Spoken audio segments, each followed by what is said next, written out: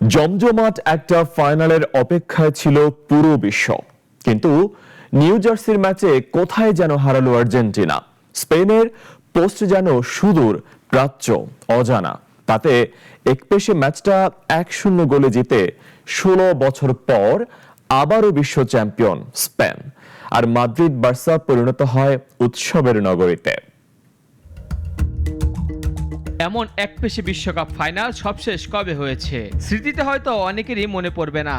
এজন্য অবশ্য কাউকে দোষও দেওয়া যায় না, কেননা প্রথম 90 মিনিটে প্রতিপক্ষের পোস্টে কোনো শট নিতে পারেনি আর্জেন্টিনা।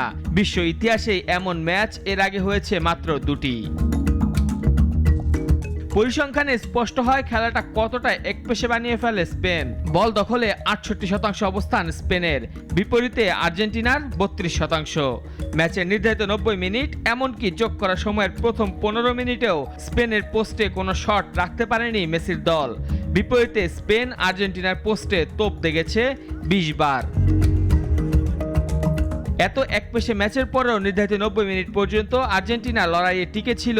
সেজন্য ধন্যবাদ পাবেন আর্জেন্টিনা গোলকিপার এমি মার্তিনেজ। প্রথম 90 মিনিটে জালটা অক্ষুণ্ণ রাখেন তিনি। তবে ম্যাচের টার্নিং পয়েন্ট দ্বিতীয়ার্ধে যোগ করার সময়ে এনজো ফার্নান্দেসের লাল কার্ড দেখা। দ্বিতীয় হলুদ কার্ড দেখে এই ফুটবলার মাঠ ছাড়লে 10 জনের আর্জেন্টিনার ওপর আরও চড়াও স্প্যানিয়ার্ডরা। অবশেষে 106 মিনিটে ফেরান তোরেসের সৌজন্যে জয়সূচক গোলটা পায় স্পেন।